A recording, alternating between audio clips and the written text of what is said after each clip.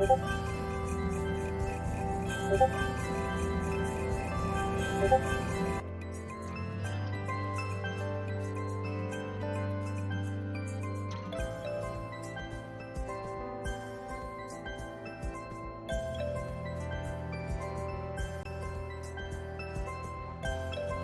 right. Can you hear me?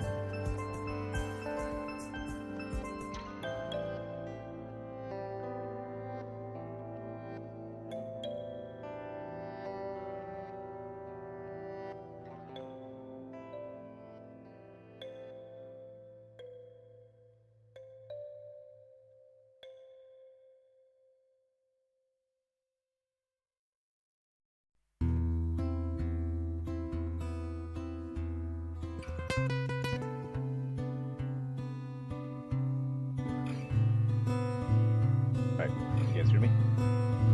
All right. Can you guys hear me? All right. Can you guys hear me? All right. Can you guys hear me? All right.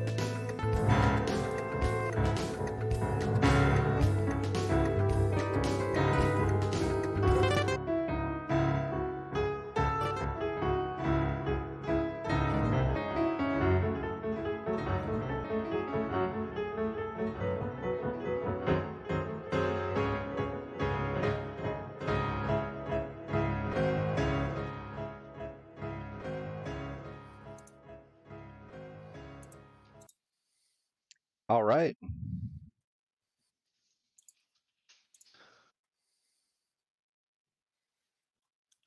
Hi, Okay. everyone. Hey, what's up, guys? Welcome to episode 4. Are we already on episode 4? We are already on episode 4. Episode 4 of the update log. Wow. Time flies. Okay. See, we have quite a few people in attendance with us tonight. Thank you very much for being here. We're We getting a do. little bit of a rough start this evening.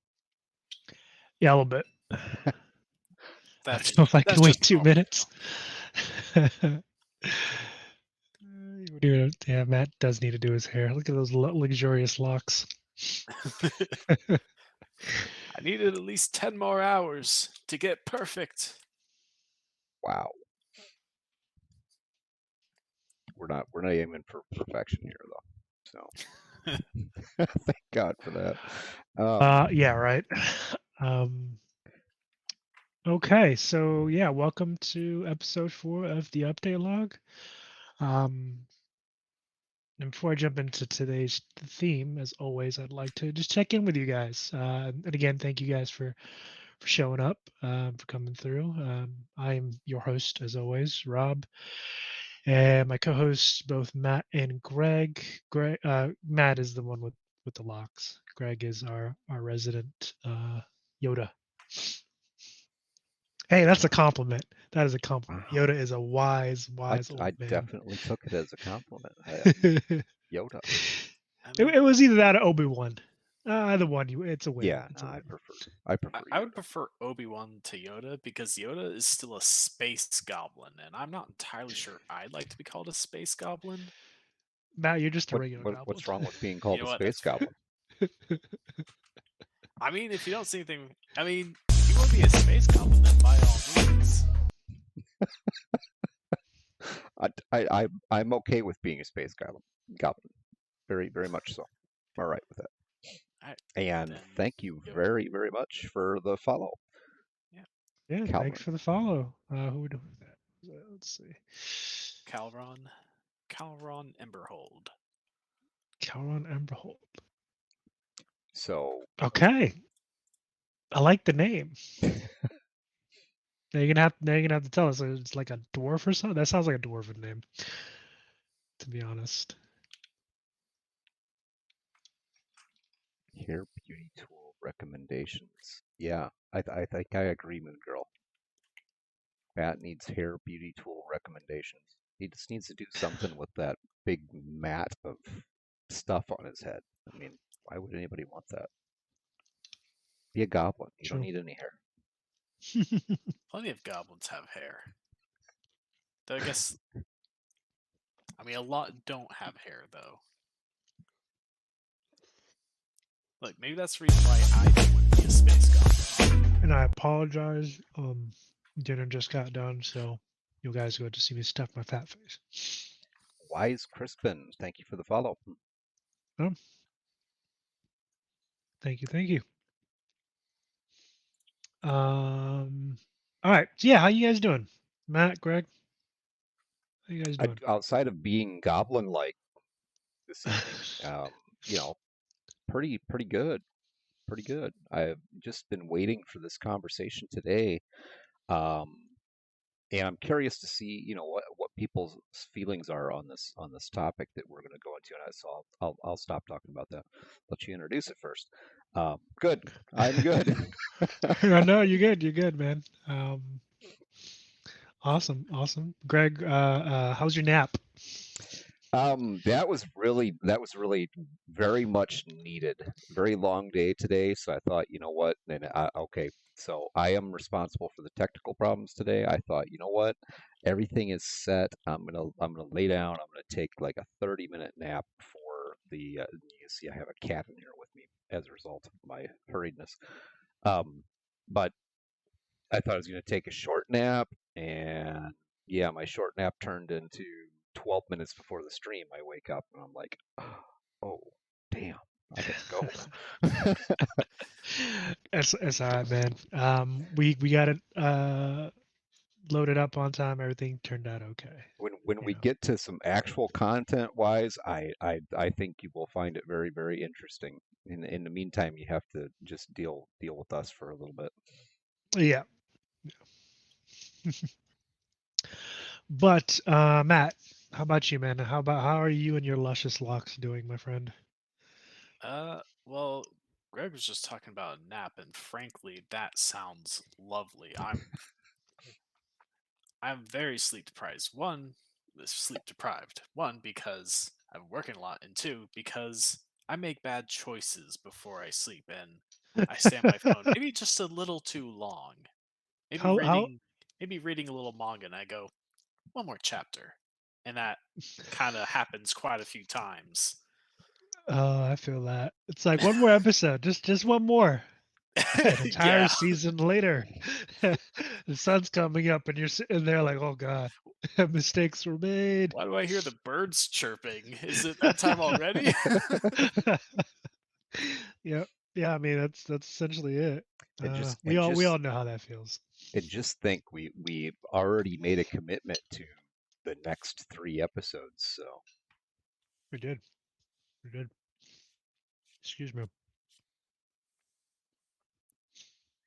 chaotic furry gremlins. Yes, I agree.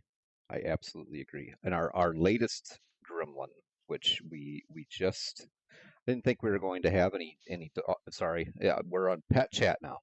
I didn't think we were going to have any more dogs, but this last week we actually my wife and daughter talked me into getting a Saint Bernard, so we went and got Wow. a puppy. Puppy Saint That's Bernard. a big one. That's a big she's boy. big already, and she's only like, Oh, what is it, 16 weeks old? And she's already wow. a pretty good sized dog. So yeah, That's gonna be a handful. Yeah, those typically get over 100 pounds when fully grown. yeah, Even the females, I'm pretty sure. she is awesome. Though. I love the temperament of those dogs.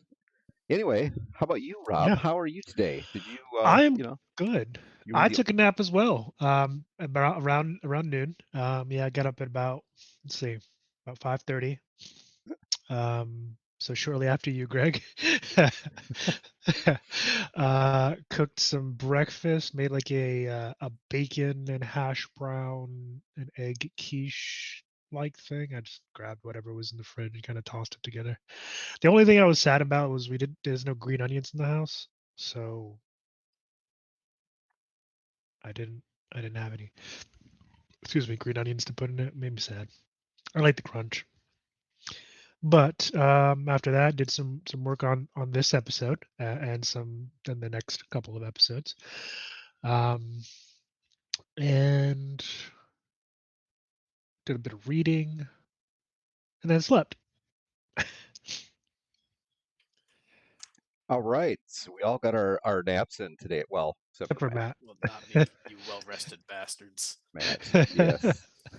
We're also old. So Speak I've for always considered yourself, myself to have the old. soul of an old Oh. man. All right, I love sleep more than anything.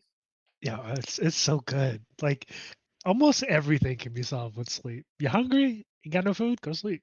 I will have you know I am 29 for the 19th time. That's Greg's story. He's sticking to it. Right. Let's see: 3 birds, 2 snakes, 3 dogs, 2 cats, and 1 beard. God damn! Or maybe Open I up got a a whole petting ass zoo. zoo. It's Yeah. for real. You gonna charge admission? Shit. All right. But yeah. All right, let's jump into the topic for today. And again, definitely want you guys in the audience to interact with this one. We want your input, primarily as gamers, but also just as regular creative individuals, because I know there's a creative spark in all of you, I believe. But on to the meat and potatoes of the episode. Narrative design. That essentially is, and I'll actually give you something of a, let's see, a professional definition. This comes from an interview that was done in 2021 by Vincent Manilev. Hopefully, I'm pronouncing that right. And he introduced a couple of people from Ubisoft. And funnily enough, the actual term narrative designer didn't exist before 2006. It was actually created by Stephen E. Deinhardt IV. Interesting. He worked for THQ Nordic at the time, and they kind of needed someone to basically define the way scenarios would be told in project development. I'm assuming it was on a project that they were working on, and he kind of tossed the name of the role out there, and in the end, he ended up doing it himself. Monolith, Studio Monolith actually picked it up, posted it for a position in 2013. And then Microsoft officially coined the term. So it is now an official game design or game development title, narrative designer. Let's see. Basically, what a narrative designer does, it bridges the gap between your game development team, the guys that build your rules, your mechanics, your skills and abilities, kind of the nuts and bolts of the system that you build your game on, and the writing team or narrative team. And the narrative designer kind of bridges the gap between the two. They kind of have one foot in either camp, which is really important, primarily because those two pieces have to work cohesively together to make a good game, regardless of the genre. And if they're not, and sometimes they talk a different language, and sometimes they don't see eye to eye, they don't mesh. Not for any, not for lack of trying. It's just, again, sometimes things don't translate one way or the other. So the narrative designer's job is to do that. And in terms of creating a really good game and making an impactful piece of design and design elements, having a narrative designer, a good narrative designer, and again, these are made up of teams. Basically, they bridge the gap between, again, your game mechanic elements and your story elements. Meaning, perfect for me, and I'll give you guys an actual real world example. Anybody here has played Soul Reaver? Soul Reaver. That's Yes, not Soul one I've Reaver. heard about. Ah, Soul Reaver. No one, no show of hands. No one here has played Soul Reaver. Is that an older game? Yeah, it came out with I believe PlayStation 2. Oh, that is older, I huh? believe PlayStation 2. Okay, the reason why I bring up Soul Reaver as a good example of narrative design, even though I'm pretty sure that was before 2006, so the term hadn't even come up yet. But again, you're a GameCube kid. Okay, that's fair. So the reason why I bring up Soul Reaver is because throughout the tutorial, you play as a I want to say an undead vampire, but vampires are already undead. But you play as a former lieutenant of a gentleman by the name of Kane, who is the leader of Nosgoth, of the vampire clans in Nosgoth, and you play Raziel, one of his lieutenants. And unfortunately, what's his face? Kane is a jealous bastard and decided that since you got wings before him, he was going to kill you. Anyway, you die. You go to the underworld. Stuff happens, but then you come back. You get, I guess, raised from the dead again, and then you go through a tutorial piece. Now, the reason why this kind of stuck in my head all these years later is because as you're going through the tutorial within this game, you're learning or relearning about the world that the character Raziel inhabited, and you're learning the mechanics of the game, and it's building on each piece builds on the previous one, and it's done in such a way where the story and the mechanics are seamlessly married, where as the player you're also getting you're getting that story and you're active in it. The character is progressing. Raziel is refamiliarizing himself with a world that you come to learn is 500 years old or older, and has drastically changed since he was, you know, alive, quote unquote. And you learn the mechanics of the game. But again, it's so seamlessly married. It masterclass in what true narrative design is. And again, that's my illustration of narrative design. And why it's such an important piece, because oftentimes you'll have elements of a game that are kind of disassociated from the narrative, from the story, from the character and their progression throughout the story and things like that. And that can kind of take you out, break the immersion and whatnot. Um, and again, sometimes it's unavoidable. Like well, we don't care about things like HP and the menus and the settings and all that stuff. So it's like the important pieces, like the mechanics, when they learn an ability, why they learn that particular ability at that time, the story that's told in X area, things like that. um let's see, GameCube was a goated console, came with a handle for easy transportation too.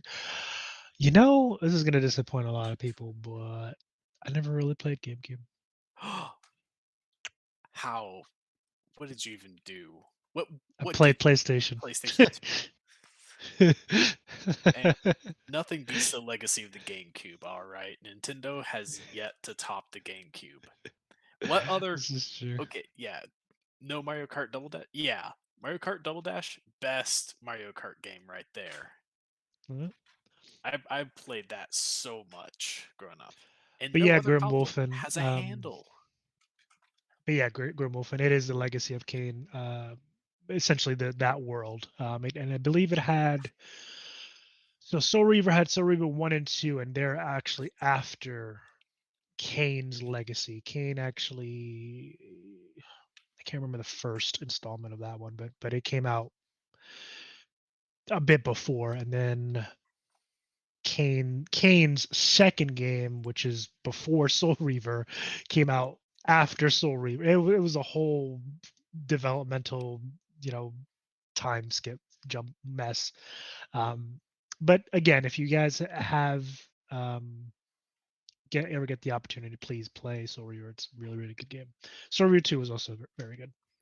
But with that in mind, with kind of a better idea of narrative design, with that in mind, I want to kind of pose the question to you guys: what elements that you've experienced kind of throughout the games, whether it again it can be from any genre, that you've experienced, kind of really paint the picture of a good narrative design element?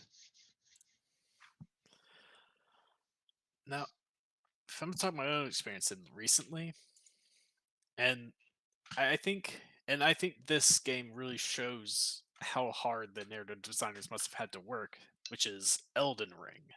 Oh yeah, Because if anyone knows the games from Software, or FromSoft, is that they do not tell the story to you straight, like at all. they're more of a So show, don't tell kind of thing. yeah, so like, and I can actually use this as a pretty good example of where narrative design comes into play, where they had the writers that kind of created the world and the story and everything. Which, fun fact for those who don't know, George R.R. Martin actually helped write the world for Elden Ring. So yeah, there's that fun fact. But Matt, before I let you, before we continue, Grimwolf kind of had a question. The question is basically a game that has mechanics that really match the aesthetic. That's part of it. yeah, that is part Um, of what the narrative designer helps kind of bridge together. no, that's part of it. But go ahead, So Matt. I didn't mean to interrupt you. I apologize. no, you're good.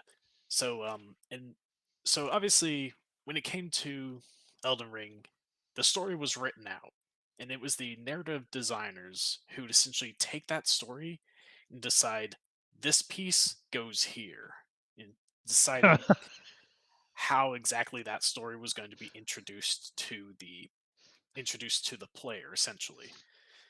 And so they're the ones who decide, like, oh, I think this piece of the story should go on, say, this item description, or if from this NPC dialogue, or in this piece of environment. And Hmm. and so they kind of get those thoughts across to the game designers who then implement those things. They kind of put it together. They get the item made with the item description in. They place the storytelling assets into the levels, and they do all that. And that's kind of what the narrative designers do. They kind of translate the story written by the writers into something that the game designers can kind of deal with themselves. Hmm. But Yeah, yeah, bro, dishes. Shots fired, man. Shots fucking fired. Jesus. It's probably that's why he hasn't finished it yet. um, but yeah, what Matt said is basically it. Their nav design team makes things um, translate better between those two teams, the narration team and the game design team. Um, and when it's done well, me and Matt brought a perfectly good example. Elden Ring. It's more of a show don't tell kind of feel. Um, even when they tell you, in my opinion. Let's see. Moongirl brought up another good game. Unfortunately I have not played Journey. Um, if you want to explain more what it's about, or I can if just if I Google it. recall, Journey, that's the game where um it's essentially you're just kind of like traveling through the world. You play this little guy. Doesn't he have like this kind of like long scarf that as you play through the game, bits of it get torn off? Am I thinking of the right thing? I think so. Yeah, that's the one. Okay, yeah, I haven't quite played that one either, but I've heard that game Oh, brought up a lot in like examples of how to tell a story using the environment and everything else in it. Because as Moongirl said, there's no dialogue, and you're literally just traveling through the world. And so hmm. everything that you know is something that you just see in the world around you. And again, Vagabond's that's boot itch. Thank you for that, yeah. Vagabond. Yeah. Let's see. I would honestly say Star Wars Republic Commando for its time had amazing mechanics. Interactions between you and the NPC squad made it incredibly immersive. Became attached to the characters. Yes, yes, I remember Republic Commando. I love that game. I think I was borrowing one of my buddies his Xbox for a bit. He was going out of town. I didn't have an Xbox at the time. I had PlayStation, and he's like, dude, if you want to hold my Xbox while I'm out of town, here you go. And but he gave me Republic Commando and Star Wars: The Old Republic, the first one. When I tell you I had lost sleep,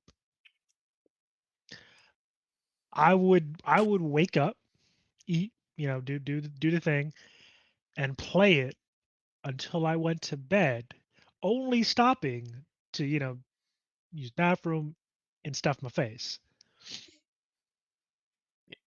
And it's interesting they kind of bring up the kind of the interactions between you and the squad because that's again part one of the things that a narrative designer Hmm. designs. They're the ones who can like create, say, like branching dialogue trees in games and stuff that the players choose from. It's those Yep. guys that kind of create that system. Yeah. They marry. Yeah. Again, they marry the two systems, and when it's done right, it's seamless. It's you really don't even realize what's going on in a sense. Um, and it'll push forward the narrative for the character because again, oftentimes, especially depending on the game, but oftentimes you are playing the role of a character. Sometimes it can be a customized character, like in the case of Elden Ring, but oftentimes you're taking the role of, Shepard from Mass Effect.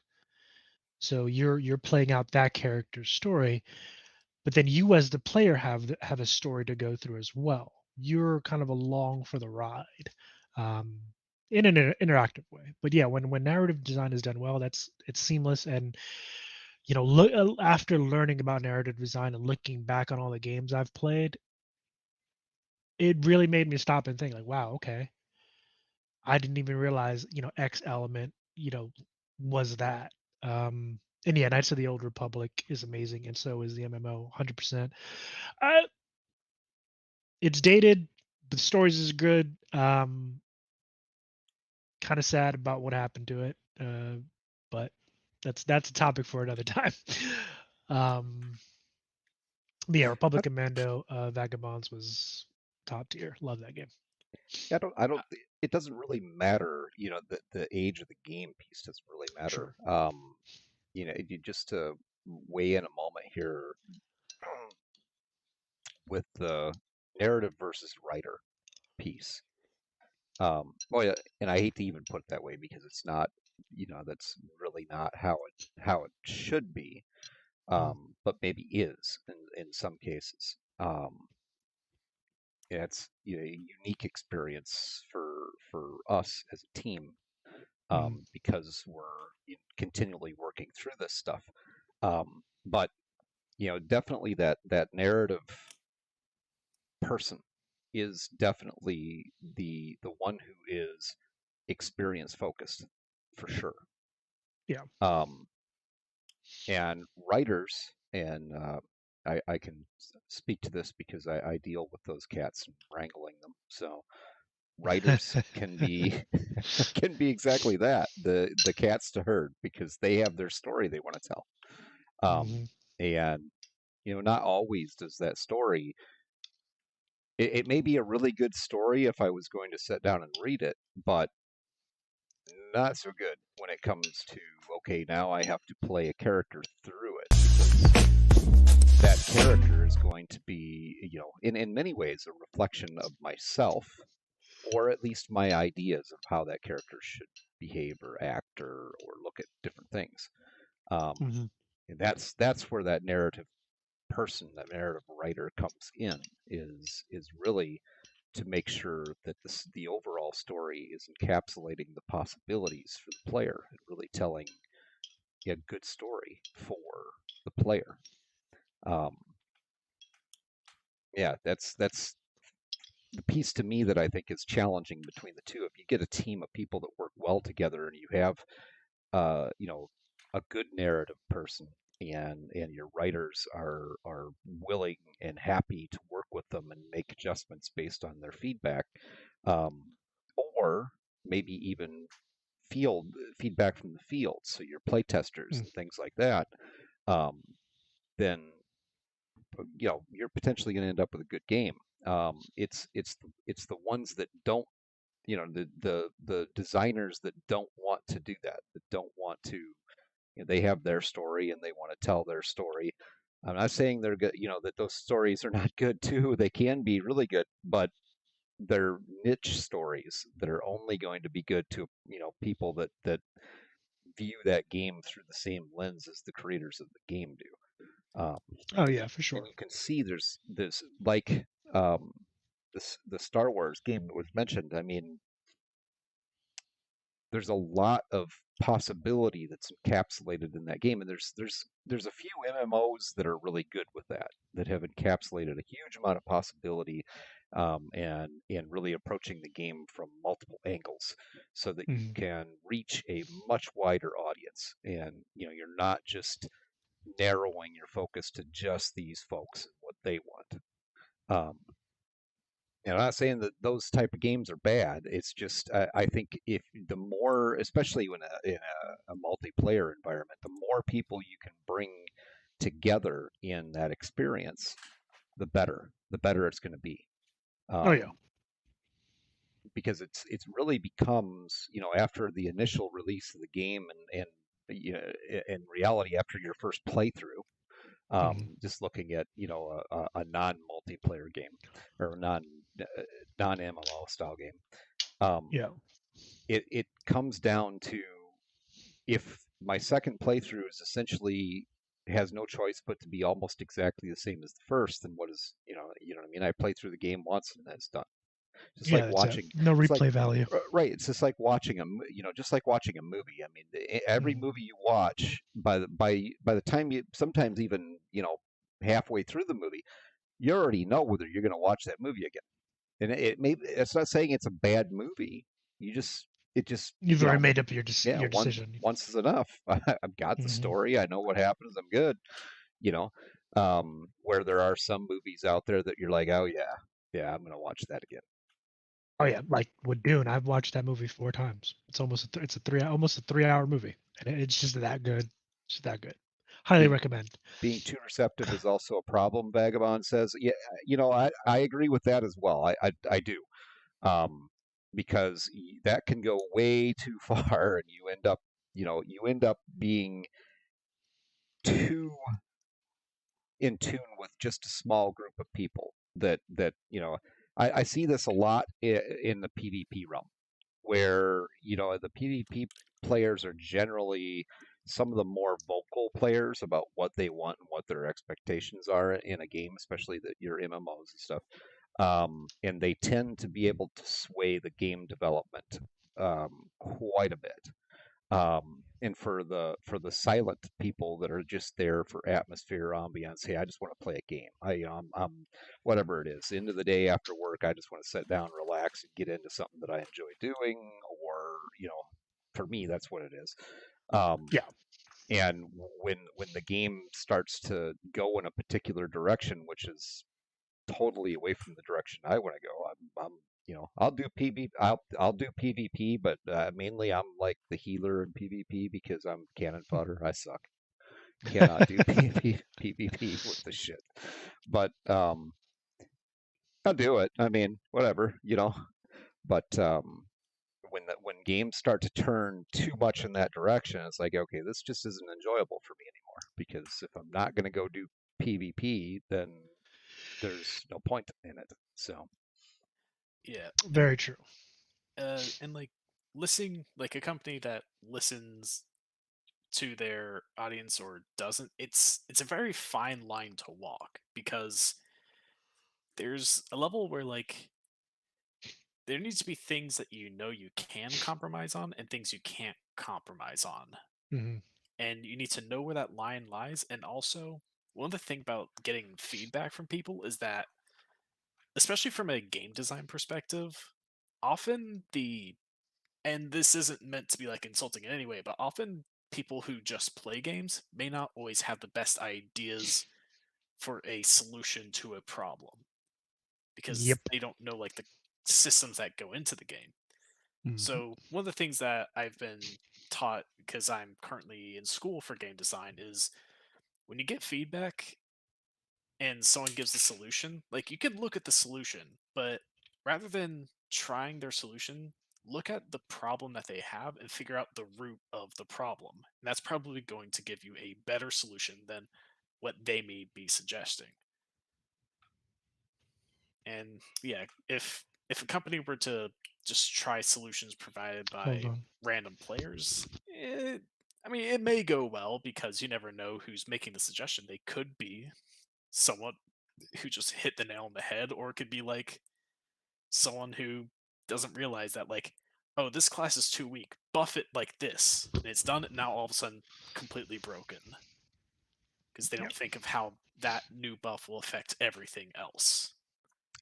I want to comment on Aramania's the comment that she left. The two things I always see that are a struggle with massive online games is lore consistency, and then it becoming too much of a repeat with each expansion. And amen, amen, sister. And the three of us, you included, because we've played with you.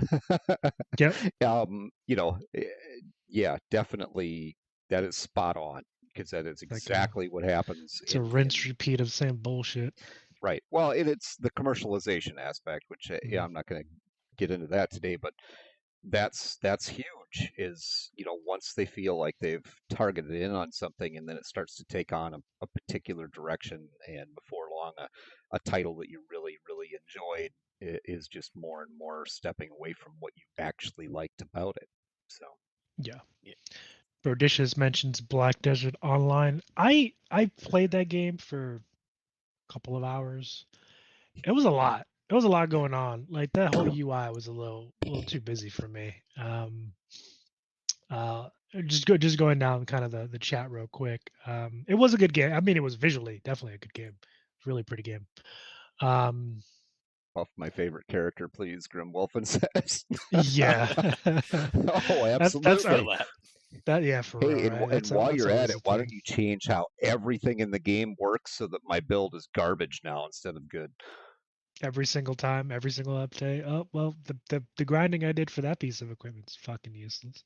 Yeah. Yeah, that's well, actually, that kind of leads into another element. It's bleeds a bit more on the kind of game design, and not the narrative design aspect. But WoW killed my world. I mean, they killed a lot of things, my man. Grim Wolfen, they killed a lot of things. Let's be clear here. Um, but yeah, like progression, both vertical and horizontal. Narrative designers do have a hand in that in making those game design elements and those game mechanic elements make sense, to the player and for the character. That's one thing I do want to stress. Like narrative designers aren't just about pushing forward, or helping make skill progression and like acquisition of skills or items or things within the game world make sense for the player. They're there also to make it make sense for the character. They're there to push forward that story, that character's story narrative as well. um, and Vagabond, you actually brought up a really good point. Basically, they're saying an issue that they see lately in games is where every piece of information with regards to the game, like lore and things like that, kind of handed to you instead of you kind of going out and looking for them. Um, which, yeah, I can see that. I think there was a really good example earlier, Elden Ring, and how they handle lore and storytelling. Yeah, you got to go find it. They're one of the few that really, really just they don't tell you shit. They kind of it's like a bird leaving the nest. Like, all right, bitch, you're old enough. Get the fuck out, and you have to go out into the world and fend for yourself and figure it out. Um, Yeah, yeah, you got to read the items. gotta read that sock to learn the lore of what happened to the gods. Look, that's an important sock, all right? Yeah. But talking about how games reveal information to you and like hidden mechanics. Mhm. An indie game that handled this in a very interesting manner was a game called Tunic, and it is a game very reminiscent of the old Zelda: Link to the Past, which is a classic. And so part of that game is when you start, like pretty much you'll find things in the world and there's writing, but it's not translated at all. It's like essentially in a script that you don't know. As you go throughout the game, you'll find pieces of that script. So you can eventually kind of learn what this like book and other signs and stuff are saying. And one of the impressive things about that is that it's really designed for replayability because from the very beginning, you have some things that you can do, but you just don't know how to do it until later in the game when it teaches you how. And Hmm. and so like when you go through your second playthrough, you realize, oh, I could do this all along. I just had no idea. And then your second playthrough can go so much faster than your first because you know that information now, Mhm. and it was very deliberately revealed that way. It's So I see. very I've clever never used. actually played um, Tunic. So in like you said, you kind of have an idea, or rather, hindsight, you realize, well, I could have done that the whole time. And then that mechanic is revealed to you. Is there like, again, do they wrap story around that reveal? I'm trying to remember because I didn't play it myself, but I know someone who I watched someone play it, and they also talked a lot about it. Hmm. But I'm trying to remember because it was kind of goofy at one point because they talked about a what was it, like a holy cross and how you use that, and it's like you wonder what it is, and then eventually you find out it's just like the D-pad on your controller, and that's the holy cross. Just Spoilers, using bro. that. Wolf will bring you bring up a good point. Spoilers.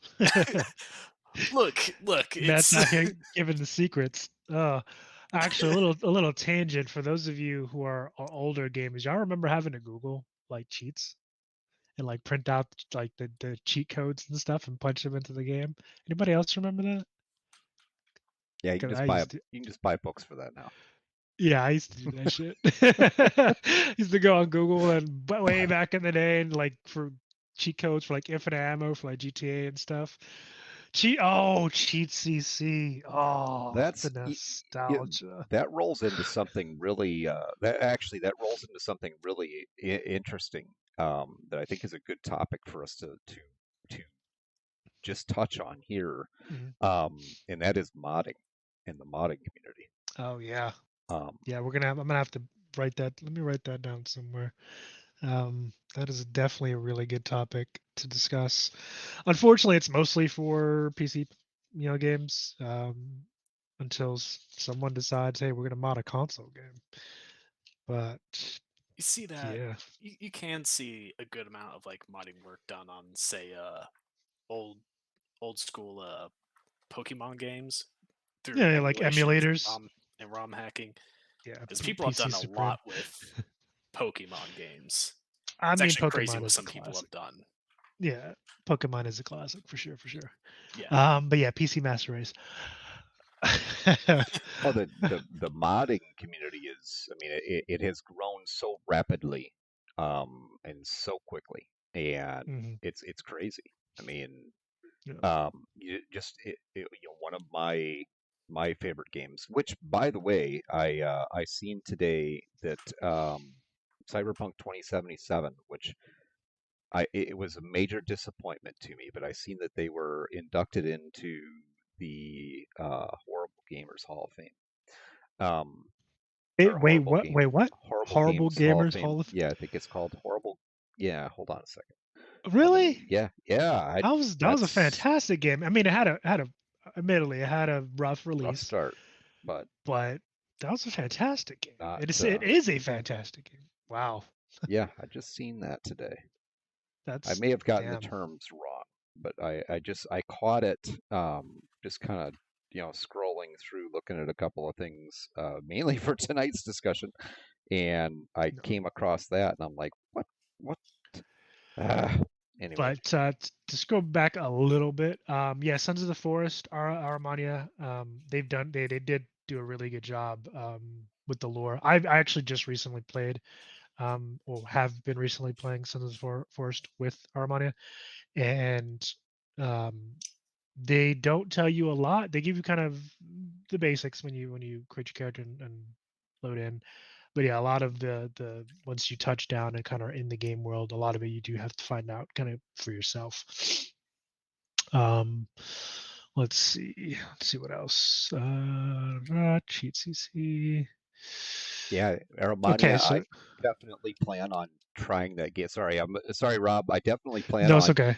trying that game out. But see, I have these evil overlord masters who like to whip me into submission and make me do streams and things like that. So I mean, look, you Huh? got to work. You got to do your job. All right.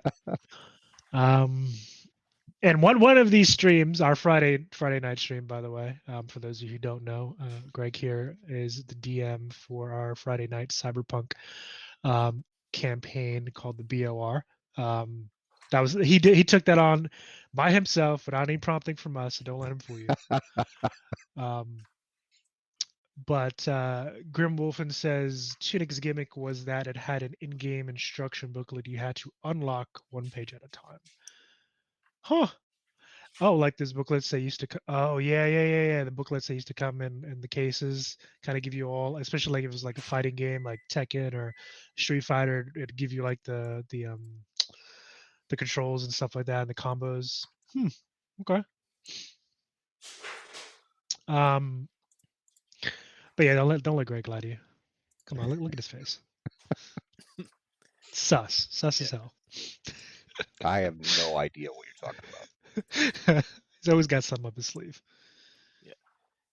So I guess to bring it back to narrative design a little, because Rob shared with us a certain article on Medium.com by Brooke Maggs, where Yes. she kind of describes it like, well, one of the things she says is that a narrative designer needs to be knowledgeable about both kind of writing and game design, because most writers probably aren't going to know too much about game design, and most game designers probably aren't going to know too much about writing. And so, in Yeah. order to translate these things well, the narrative designer needs to be multi talented in that respect. So, when they get the story from the writers, they need to essentially find a way to translate it to a way that can be designed in a game while still keeping the major beats that needs to be felt by the player without trying to lose too much of the story and making it less of a thing to be told and more of a thing to be experienced firsthand by the player. Yeah. You said the key words right there is making it less of a thing to be played and more of an experience for the player. Absolutely. Yeah. And that's really what is at the heart of good narrative design, is creating that experience that blends both the narrative and the design aspect. Sorry about that. Dogs being dogs. Apologies. Dogs will never not bark. No, they see a fart fly wrong. They're barking at it. It makes me think that maybe our planning to do this as an hour and a half straight through one shot conversation was not the best planning. Maybe we should have planned a break in here somewhere. Could be, yeah, could be. Or maybe not. Maybe Dog bark break. Dog bark dog break. bark break. Let the puppy out break. It could. I mean, they might need to go outside. Actually, that's a good point. But I'll let my roommates deal with that. But yes. Where were we? I got a little off topic now, or a little off track. Huh. We were talking about narrative in games, Rob. There we go. Thank you, Greg. The topic for the whole stream. struggle busting there for a minute. Dogs are very distracting. They can be, yeah. They can be quite distracting. But we are coming up on the last half hour. So I kind of want to turn it over to our viewers. What do you guys think? Of the things we've talked about this episode. I'm pretty sure some of y'all probably Googling narrative design. What do y'all guys think? What, again, kind of my question earlier in the stream, what narrative design elements or just elements of a game that really stuck out to you from a narrative perspective, from a design perspective? Any recent things that you guys have been playing? Yeah, what have you guys been playing? I myself have been playing a lot of Conan Exiles and V Rising. I've found a love of the survival build genre I never thought imaginable. Elden Ring, yeah. Raid Shady Legends. Shadow Legends. I was about to say, wait, people actually play the game? I was gonna say, yeah, people play that shit. I see Not throwing thousands of Raid sponsorship Shadow Legends, videos. guys. If you're listening, no shade. I'm just surprised. Okay. But if you want to sponsor us, that's fine. Raid Shadow Legends will take your money and tell people to play it. I won't be opposed. We'll get Greg to do it. He's way more convincing than Matt. Look, Um, everyone and their mother is sponsored by Raid Shadow Legends. that It's like white noise fat at this point when people hear that word. facts. Remnant is I have it. I played a little bit of it. I might have to get back to playing it. Remnant from the Ashes. Yeah, I got it on the Epic Game Store for like free at one point. They were giving away for free, so I was like, yeah, sure, give me. Oh wow. Yeah, like I honestly, I would highly check their store every now and then. They have some gems that they just give away for free because why not? Yeah. I've really been considering taking a swing at Dead Island and Dead Island 2 again. I've watched a couple of streams on those lately. You should talk to Aramania. She's been playing that a lot, actually. I really enjoyed those games when I played them, but it's been like several years since I played them. So for those of you guys who don't know, Remnant from the Ashes is like a dystopian future looter shooter. Kinda. If correct me if I'm wrong, Grim Wolfen. Yeah. Okay. So Arakeen, there needs to be cohesion between the story and narrative, preferably one that offers replayability and how it works with in-game systems and mechanics, which allows you to discover both elements as you play rather than hand them over easy peasy. It gets so boring then. When there's a disconnect, it does flop when there's kind of especially a noticeable disconnect.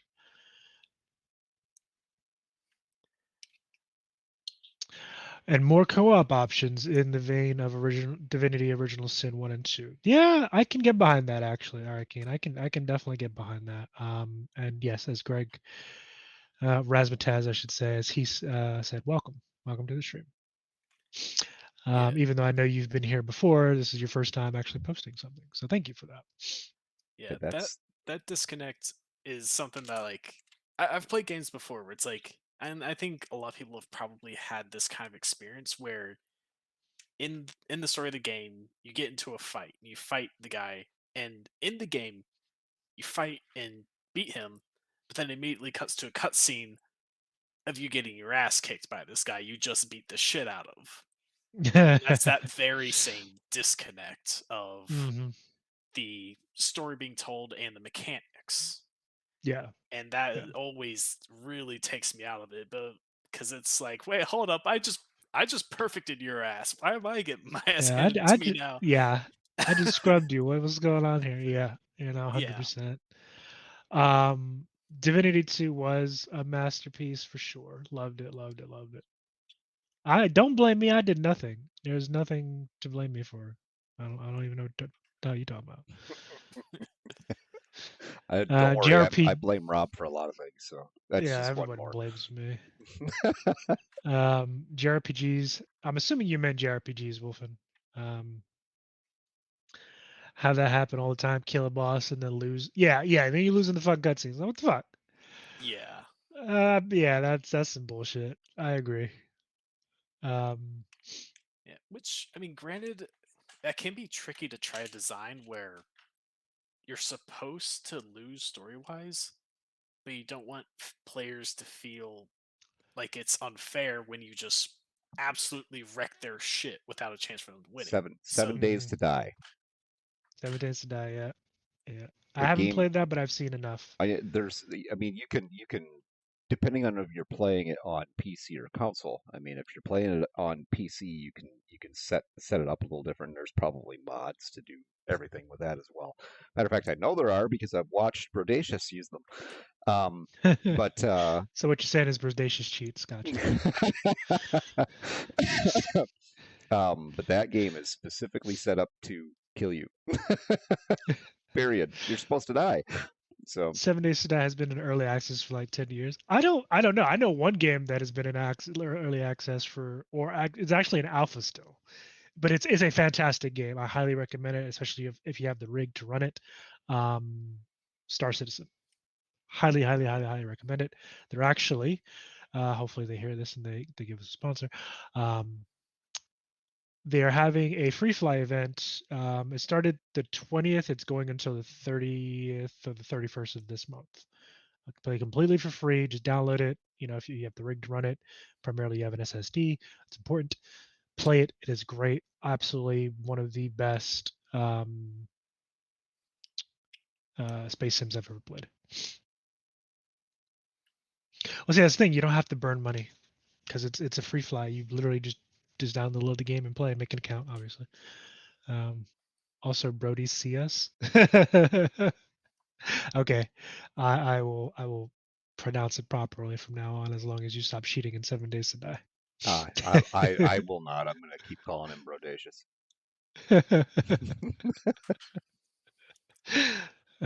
I like it. And yes, Vagabonds, Grim Dawn, absolutely fantastic game. If you like things like Diablo, or other like isometric kind of hack and slash loot games, for sure. Definitely a fantastic game, and a really good story too. Yeah. Bro, delicious. I mean, hey, why not, right? That's a name you could do a lot with, honestly. You could. It's catchy. I mean, I like it. I definitely like the name. Make the lyrics go best. Aegis Arrow. Is that who I think it is? Aegis. Is that who I think it is? I am betting it is who you think it is. Probably. But I could be completely wrong. You better hit that follow. You better hit that follow button. Just welcome saying, in, Aegis. Yes, welcome in, man. Yeah, from Grim Wolfen, talking about matching game mechanics in the theme. Darkest Dungeon is a good example. Very much so. Oh yeah, Darkest Dungeon. Oof. Yeah, that game's theme goes hard. Like They- good yeah. Lovecraftian horror, an amazing narrator. That Yeah. god damn. I don't Well, know where they found the guy, but he does an amazing job. And oh yeah, he gives that whole game gives zero fucks about your feelings. You like this particular mercenary. They have kleptomania. They're a sadist, and they like to eat babies. yeah, like it's like for the some game's reason. obviously It's- Lovecraftian horror. It's not a great place to be. It's No. Oh man. dangerous. It's dark. There's insanity, and the game mechanics perfectly reflect that with the fact that the game, yeah, there's times when it doesn't pull it, where it pulls no punches. Like you could just walk around the corner, all of a sudden you're beset upon by some horror, and it's gonna kick your ass, and you're gonna come out of that barely alive. People going nuts, and Yeah, it's losing your favorite great. like merc that you have. Yeah, I mean, and that is. I'm glad you brought who brought up Darkest Dungeon, Grim Wolf, and I'm glad you brought it up because again, that is another game that is a perfect example of marrying good narrative story with absolutely solid game mechanics into a way that again it tells the story of both the character, and for those who've never played the Darkest Dungeon, you play some Joe Schmo who inherited this manor that has this gateway to hell essentially underneath it, and you play through that whole bit. But it tells a story from the character's perspective, and then also as the player, you're invested in the story and really kind of diving deep into the mechanics of the game itself. And again, they go seamlessly together. Grimwolfen also says the narrator did Lovecraft audiobooks. Yeah, that makes sense. Yeah, it makes a That lot makes of sense. sense. He has the perfect voice for just horror in Yeah, general. it's definitely one of those voices that you remember. Yeah. Speaking of Darkest Dungeon 2 just came out recently on Steam. Finally out of Epic Games jail from its early access. Out of Games jail. They finally let it free. Yep. Finally got paroled. I I want before I buy it, I'm probably going to play the first one again. Because Yeah, I've seen a couple of streams of Darkest Dungeon when it came out on Epic Games, and it's different. And again, there were some detractors, some people who are not a fan of the change. Um, so we'll have to see. Yeah. Super I Giants, Transistor, and Bastion. Yeah, yeah. I've never played either one of those. I think I might have them. I just haven't played them. They are on my radar for sure. Because again, they heard lots of good things about the narration, the design, and kind of how that story moves forward from both those games. yeah. Bastion's. I don't remember too much about Transistor's And they narrator, do have but really good soundtracks. Yeah. yeah, they definitely do. But I remember Bastion's. He had a that was a great voice, kind of like this gruff, some like gruffness. Imagine kind of like this kind of like weathered, experienced older guy, kind of James telling the Earl story about the Jones character. type. If I'm remembering it right, it was something like that. Been a while since I've heard that narrator, but also like just as iconic as Darkest Dungeons in my mind. Oh Narrator wow. Transistor was the dead boyfriend's sword since the main character lost her voice. Oh, that's right. Yeah. Weird when you say that out of context. Like Yeah, I was like, dead wait a minute, what? boyfriend's sword, I huh? was like, that But that took a real dark turn, real quick. yeah, but like in context makes sense. That's always the fun Uh, part, taking the most bullshit part of a game and just saying it in front of people without any context. yep. Huh. Yeah, that. Hmm. You need context for that one for sure. So, um, go ahead, yeah, Greg. what kind of yeah, just a curiosity piece here because we've talked about a wide spectrum of games, under the idea of narrative tonight. So when it No context. It is so what it is. You know so what? when it Fine. Understandable, Grimwolfen. when it comes to the narrative piece,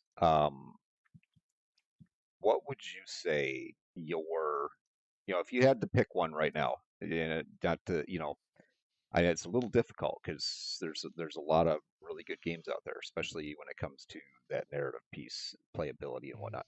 But if you had to pick one right now, what one would you say um, would we'll be kind about this and say would rank right up at the top? Not like the best, but rank right up at the top. Which one would it be? now, For me, when you ask that, and I just want some clarification real quick. Sure. Do you mean like just a game story in general that you really liked, or the way that they translated that story to game mechanics and how well that was done? I think you know what if you have two different ones based on those two scenarios, go for it. Okay. The spirit of the question was more in the story piece, lining up with the mechanics. But you know, if you got two different ideas there, then tell us about it. I'm curious. okay. Yeah, I because got two right now. yeah, like honestly, my favorite game story overall, that's a tough one that I would need to think on. But as for the way that a story is told in a very fascinating and engaging way, again, I'm gonna have to bring up Elden Ring and FromSoft games in general because the way they tell it, where essentially you kind of have to go looking for the story, and that creates such an interesting engagement where you have people talking about the story with each other, what it is that they think happened, putting together the pieces. There are like entire YouTube channels dedicated to FromSoft's games and unpacking their story. Mhm. Most notably, Vadi Vidya. Like, if anyone doesn't know about this guy, is interested in From Software game stories, go check out Vadi Vidya. He does an amazing job breaking down the story in these games and telling it in a very engaging way. But that's one of the amazing things about the way that they design that story is that it's meant to get people to talk about it. It's left they put the pieces in different places for people to kind of it's like puzzle solving. People come together to try to fit the pieces together, and there's enough vagueness to allow for theory crafting, which is a lot more kind of people talking about it. It's honestly it's so amazingly designed that way that elevates the story much higher than if you were to just tell it outright. And it's a design that I don't think would work with every game, but they do a very good job of it. And Hmm. frankly, it's just fun talking about it or learning about it. And also that fun moment of after you beat the game, it's like, oh yeah, now that I've beat the game, I'll go find out what it's even about. Now I'll learn why I was here in the first place. Yeah, that's From Soft Games in a nutshell. Pretty much. It's like, okay, I've done all the things now. Now I can go learn what the whole point of it was. Now I could learn what I Um, just spent 100+ hours on. But but yeah, yeah, we have a couple of people in the chat chiming in. Let's see. Moon Girl Cyberpunk 2077. It made you cry. Yeah, it was. It made me cry pretty early on, and I'm not gonna go into spoilers for those who haven't played. Just cause. But yeah, Cyberpunk 2077 is definitely one of my favorites in terms of just story and world building. Absolutely top tier. But two for me that are also really, really just top tier narratively in both narratively and from a game mechanic standpoint are Soul Reaver and Metal Gear Solid. Anyone ever play those? Metal Gear Solid, absolutely fantastic game, fantastic story. Hideo Kojima, probably one of the best game designers and writers in history. Period. he knows how to make ladder climbing hype as hell. Yo, Most iconic ladder climbing gaming history. that's right. Look, man, don't knock it, okay? No, it's great. And yeah, Grimwolf, most of your games have compelling characters rather than super interesting story. Huh. Usually those, I don't know. The ones I've played that usually they go kind of hand in hand, but Well, I would say the best stories have both. yeah. But you might have something that's a well-written story, but maybe the characters might be a little bland, or like something where the characters are great, but they just don't manage to do a whole lot of interesting things with them. And I guess that's Grim probably saying he gravitates more towards stories with greater characters. Damn, Arakeen and Which Naramani are bringing out some heavy hitters there. Oof. This War of Mine, oof, yeah, that's Yeah, if that's I dark. remember right, is that the one? Was that World War That's like II? no, it Am might I thinking of be, a but different I'm war? pretty sure it's like a post-apocalyptic point in where a war has happened, or it's on the heels of maybe like an imagined World War III. I can't remember it off the top of my head, but basically, yeah, you basically fight for survival, and Yeah, it gets grim. It gets pretty fucking grim. And then BioShock, yeah, BioShock. That was a heavy one too. It was a good one though. Bio. I loved it. God, the twist in the first Bioshock was huge. I don't even know. Was not Do expecting we it. want to care about spoilers? It's been out for a long time by now, Well, right? I mean, some people. Greg, have you played Bioshock?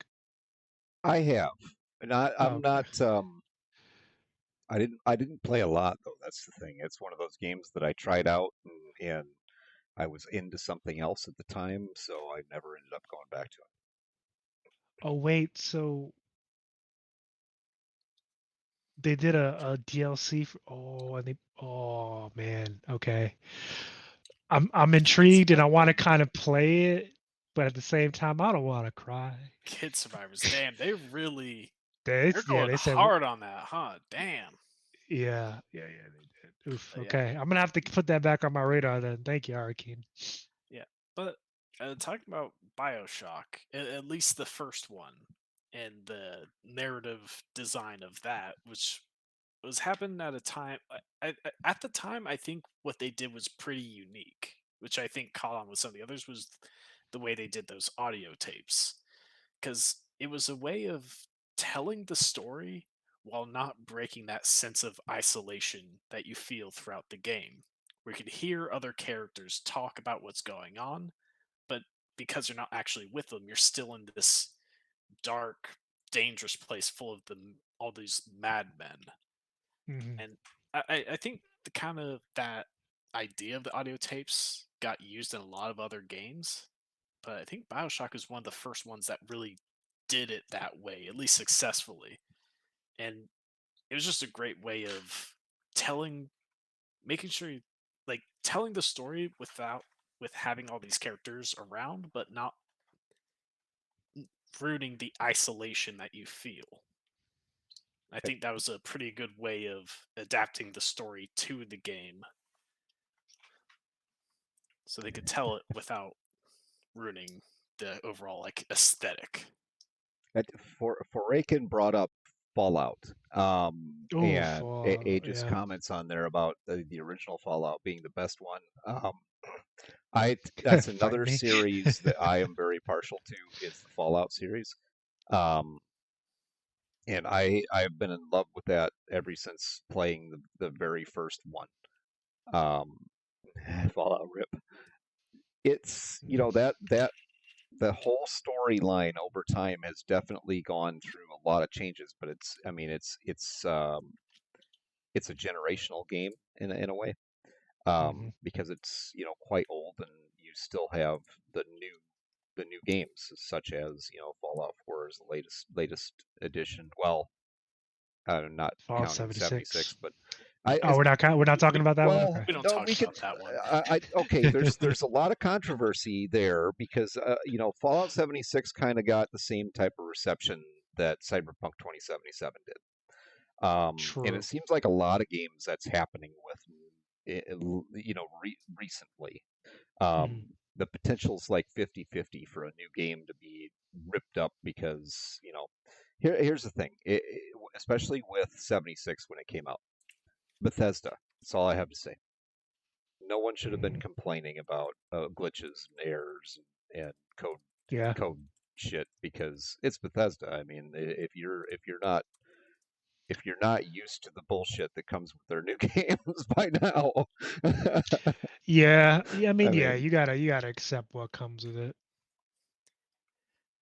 Uh, they always end up, within usually the first year after release, year to 2 years, Bugthesda. they always Perfect. what they go through and they correct it. And honestly, I think once again that modder piece, I think that's a lot of what ends up correcting Mhm. it. But yeah, You know, it's yeah, let's Grimwolfen see. brings up something good. If you like old Fallout, the Wasteland Flavor some- series is I a have heard good of it. series. I've played I've Wasteland 3.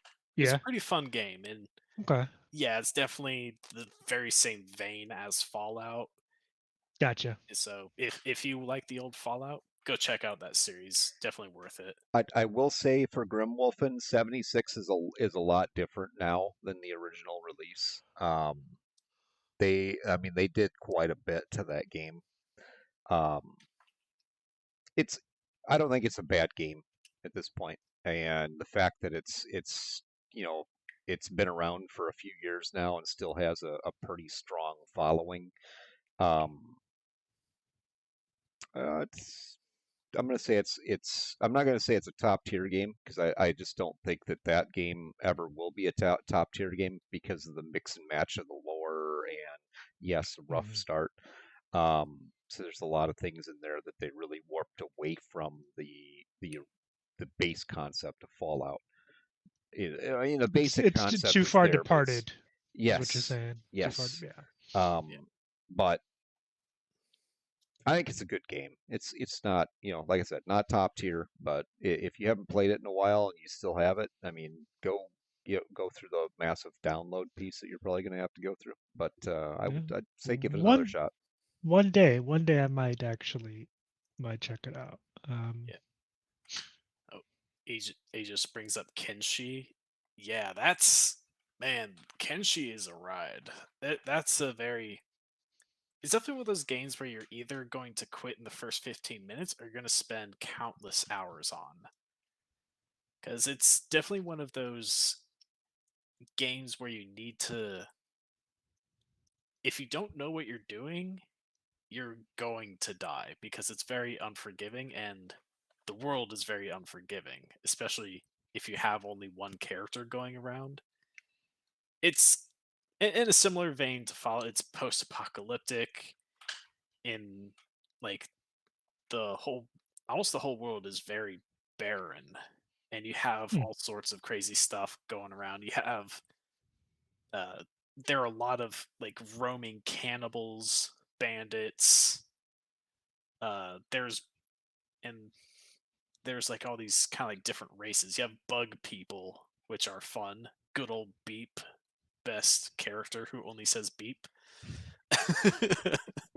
He just shows up one day, goes beep, and it's like he just joins your party. It's like, oh, cool, I got Oh, beep now. I got beep. Beep's on Yeah, board. yeah, he just knows what's Um, up Guy. with beep. so Armania brings up the Dark Pictures anthology. It's a narrative that draws you in, but you're not really sure how well it goes with the game mechanics because there wasn't really per se. Oh yeah, that I've never played them. I actually never even heard of them. I've So it's I'll have to look those up. do you remember Until Dawn? You heard about that game? Yeah, I think I might have even played that. It rings a bell. It's these guys. They're the ones who made the Dark Anthology. It's um essentially they it's a series of essentially shorter stories that they've made that you play Hmm. through. Not like Hmm. not a full length like Until Dawn, but several smaller installments. And yeah, they definitely mess with your head. They're definitely the type of games that make you question like when you're going through a certain segment through one character's point of view, there are certainly times where they make you question, is what you're seeing even real? Ooh, Because you might be seeing, might be a scary hallucinating. monster. That's Yeah, some Yeah. Call Cthulhu crap right there. yeah. Yeah. Well, seriously. Yeah, it definitely the type. Those are the types of games that do have like replayability because depending on your choices, like you could do a terrible playthrough where pretty much all the characters in your control die by the end because you suck and make bad choices, That would be or me. you can Like make real life, huh? yeah, pretty much. Man, it's like real life. When I make bad There's decisions, bad things happen to me. Crazy it's how like that works. right, right. Oh, yo. Yeah, but your choices make all the difference, and you kind of like develop the relationships between the characters, and that can make major differences when they have to pull together to survive, Mhm. or they just don't. They fall apart and die. And honestly, I think that's one of the fun things about those games because a single character will have like a couple different faces to them that you can play to when making choices.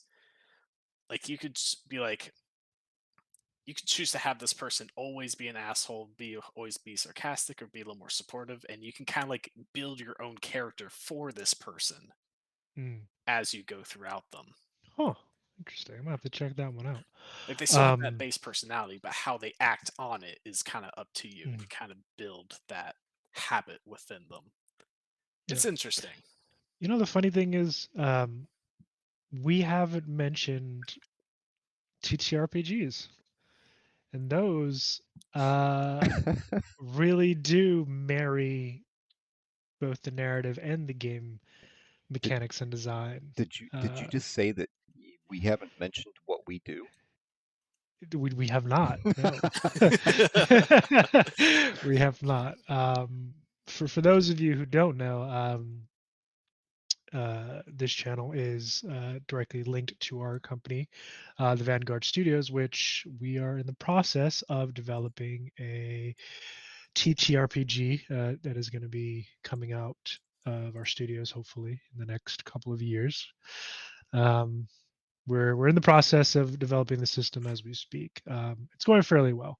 Um, but definitely, I'm surprised we didn't mention TTRPGs at all in this conversation, because yeah, I mean TTRPGs are, I don't want to say the first to really marry narrative with game design, because especially eh, with a good GM or DM, whichever moniker you want to use, the narrative will more often than not tell the story of why your character is that class or has those skills or that background.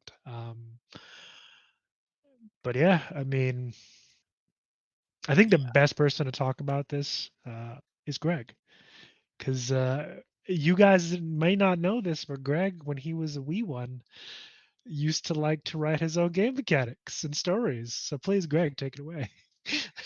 Wow. Thanks for that, buddy. Put him on the spot. Yeah. I mean, look, most of the time, Greg just sits there and looks pretty. We got to let him shine a little bit. Looks pretty even. I like it. Keep saying those lies. It's great. Oh, no, I did, you know, I used to do quite a bit of that. As a matter of fact, I actually did some playtest work for TSR back in the day. I don't know if any of you are familiar with what TSR is, but TSR is the publishing company which originally published the Dungeons and Dragons series, Gary Gygax and crew. Did quite a bit of that work. I worked with a couple of well, I hate to say worked with because it wasn't necessarily a monetary piece at that time. But I mean, we did quite a bit of work in game development, playtesting, and we really focused a lot of our effort into developing concepts instead of actual true game mechanics, um, which is a lot of what we do now as a studio. Is developing content for other people. Um, the step that we've taken, which led us to doing the stream, is developing. There's a decision that we made. I don't know, probably 6-7 months ago about when the whole OGL thing came out with Wizards and whatnot. We just decided, Yep. you know what, we're done with this. We're going to take a fresh approach, and we're just going to develop the system that we want to develop versus developing expansions or content for other people's games, which we still do, but it's kind of the secondary piece at this point. We're really kind of aiming on doing our own thing. But when it comes to that game development piece in the background piece, that's always been something for me personally. It's always been kind of a passion. As early for me as when I was like 13, 14. Yeah, I remember the very first time that I was introduced to TTRPGs was the red box set of basic D&D, and a buddy of mine by the name of Jeremy Hart, who actually, Oh yeah, Jeremy. Love yeah, that guy. yeah, he was my first DM, by the way. Yeah, you guys didn't know Really? that. Yeah, because No, I don't think you he's the told us one that that. actually bought the box set, and he's like, he brought it to school with him. Here we are in junior high, and he pulls this out in study hall, and he's like, hey, I want to try this. So, all right, I'm game. Let's do it. It's study I'm hall. That means I'm actually supposed to study something, pulling right? up So, some of Jeremy's stuff right now so I could link it in the chat. He's a yeah. fantastic artist. I've been looking at his art for like 30 some years because he's always been that guy, and he's always done some really he definitely um has always been in touch with that Call of Cthulhu, Warhammer chaos side of himself. But yeah, really, really, really great stuff. And anyway, that's kind of how it got started for me. Is playing with him and some other folks back when I was just in high school. Where is his This stuff? what we're doing gave me an opportunity to actually, take that to a different level. But hopefully that's what you were looking for. I do have one other announcement that I would like to put out here. Yeah, no, go ahead. Well, a couple, not really announcement, a little bit on a story piece. I actually was part of the group that staffed the very first Concentric held at the Ramada O'Hare in Chicago, and that was put on by the original creators, the writers of ElfQuest. If anybody's familiar with that game, That's a throwback. yeah, yeah, It yeah. just sounds old. Yeah. Well, that would have been 30 some years ago. So, and last night I actually received an invitation from R. Talsorian to staff for them at Gen Con. So sounds like I will be doing that. Yeah. Yeah, Matt is savage. He is. And that's one day he will not have that long flowing hair and he will be old and he'll Listen, understand. if there's anything I'm keeping as I age, it's the hair on my head. See. So you hope. Now that you've put it out there, I used to have hair like that, man. Believe it or not, I used to have hair down to my ass. Listen, good hair runs in my family, all right. my grandfather, till the day he died, had a full head of hair.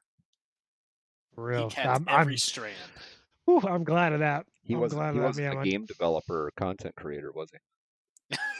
They say this profession makes you lose hair. It makes you lose a lot of things. You're like your will to live sometimes. But yeah, that's gonna be awesome, Greg. Have you decided if that's something that you're gonna do? Still in the... I haven't yet. I'm kind of waiting to see. You said that there was the tentative proposal was really looking for what's the availability because they want to put the schedules together and everything. So I'm kind of waiting to see what they come back to me with.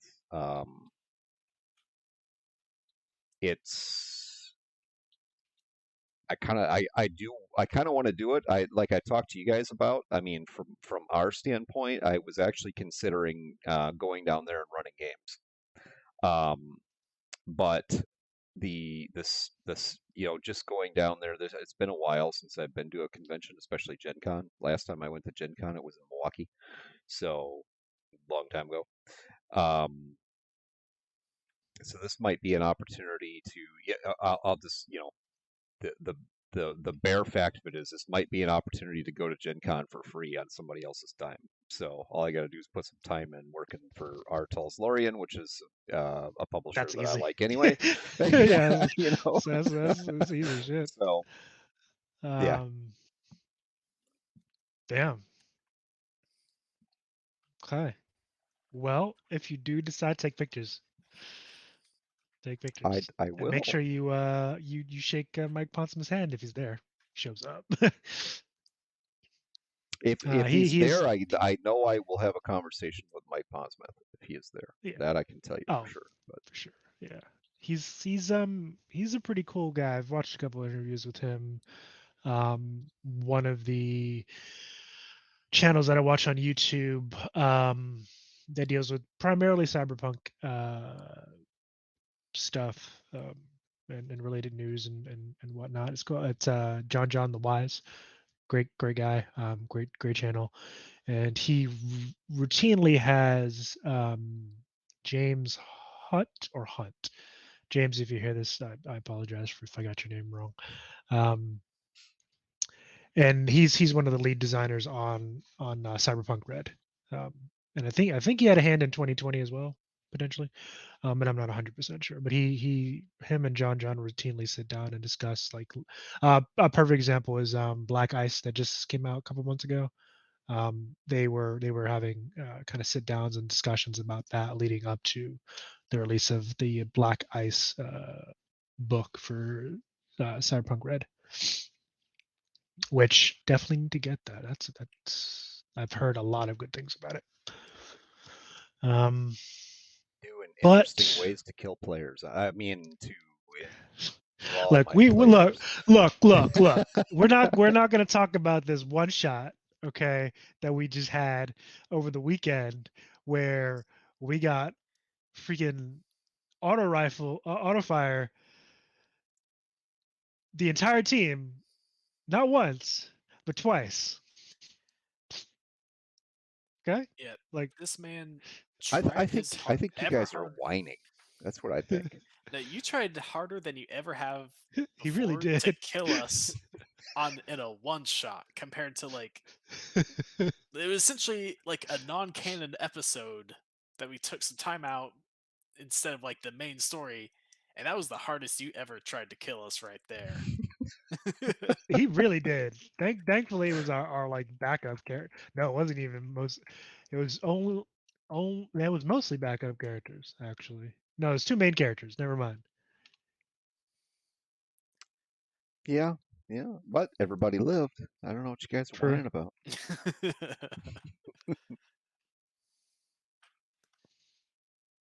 And let's see.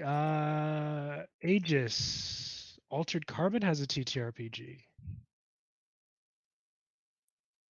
I didn't know that. I'm gonna have to check that out. I love the Altered Carbon universe. It's really good. The books are absolutely fantastic. Yeah, I have a couple other ideas. I think because we're looking at what we're going to possibly expand into, but I have a couple other ideas. That was one of them, is to do a altered carbon style run, um, or I'd played around with the Fallout RPG because that's out, and a lot of people are doing that. Dune, yes. There's a Dune. There's actually also a Dune MMO coming out, although Funcom has the rights to it, and I'm not sure how I feel about that because they've fucked up IPs in the past, namely Conan. When it was, I think it was an Conan MMO. I think it was called Conan Unchained or Conan something. They fucked it up. I thought about doing Alien as well. That'd be an interesting. Yeah, one. man. Yeah, Aegis. If you have the digital book, send it my way, man, for sure. Conan Exiles. Yeah. That's one they have, but it's done well primarily because of the mods, and not because of Funcom. Although they have a new season coming out, Age of War. It's coming out June 24th. It looks good. We'll see. We'll see. I reserve judgment. So, Rob, we're a little bit over time now, but we ran over because of the engagement, which has been awesome. Yeah, engagement has been fantastic. Thank you I guys would for like that. to just get a couple of the housekeeping things out of the way, Yeah. and then we can go on as long as everybody wants to.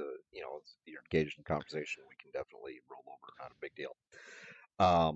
But the housekeeping piece to this, if you have not already, give us a follow, please do. The channel right now, we're only about a month old, and we're only 3 followers away from hitting an affiliate mark, which would be fantastic for us. So if you haven't followed us, give us a follow. Yeah. Anybody who would like to keep up to date with us and further discussion, we do have a Discord that you can join, and there's a post out there for the Discord, which I see right now. And there is also our YouTube, so you can go back and check out our past blunders and my past blunders and mistakes as we've worked on perfecting this.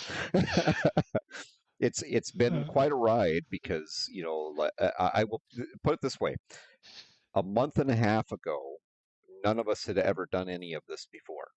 Yeah. No streaming, none of that stuff, other than like Discord groups. But yeah, so in a month and a half, here we are.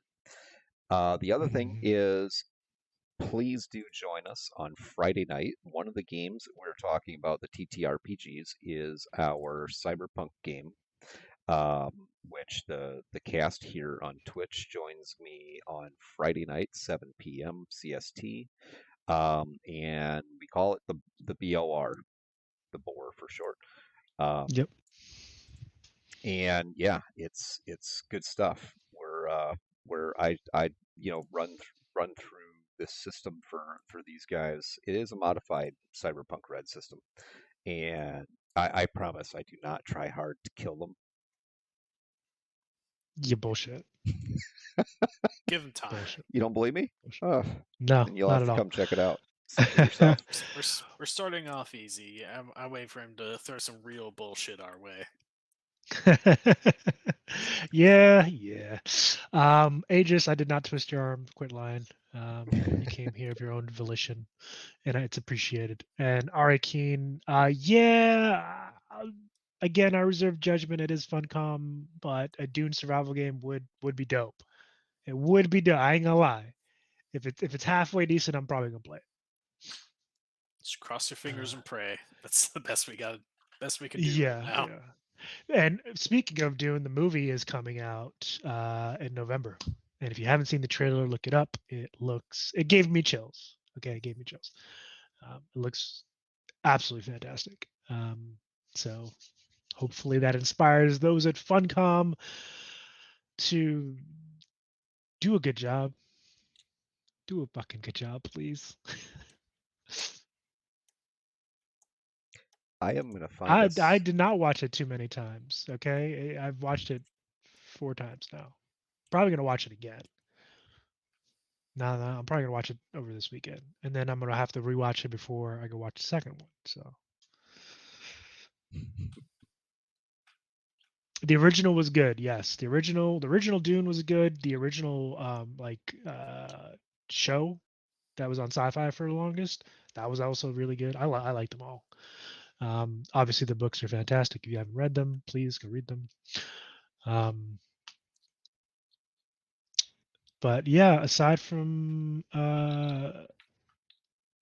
that, like Greg said, please join us on Friday, 7 p.m. CST, 8 p.m. EST, for episode 5 of the BR. Yes, this Friday it'll be episode 5. Yep. Does this one have a title as well, or this is it this in is the a works? continuation of the glitch. So it doesn't have an independent title. It's a continuation of last week's story. So we did basically part 1 last week, and this week will be part 2. So you guys will, as we roll through this and find out a little bit more about your situation. Yeah, we did some things last episode that things got a little bit froggy, but we managed. So yeah, I guess this is the second of a little bit of an arc. Just an FYI for you guys, since I have all the team is here between chat and right here. With each episode into this, the possibility of someone dying does not increase. Okay. So you say, good sir. That's my. You setup. actually, we're gonna quote that's him. my setup for the bridge I have to sell you.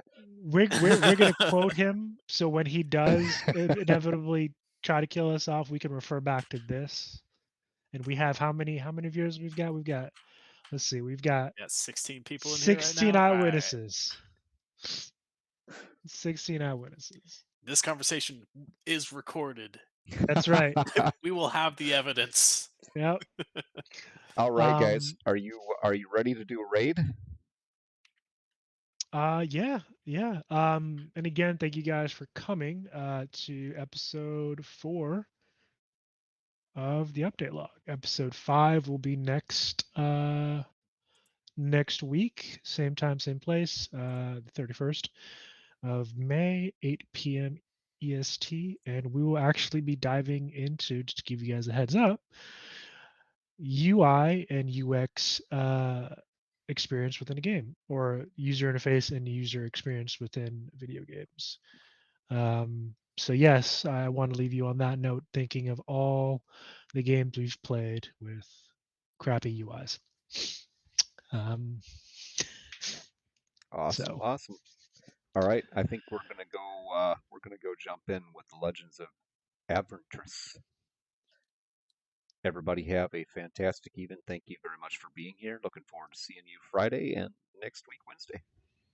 Yep. You guys have a good one. See you guys next time.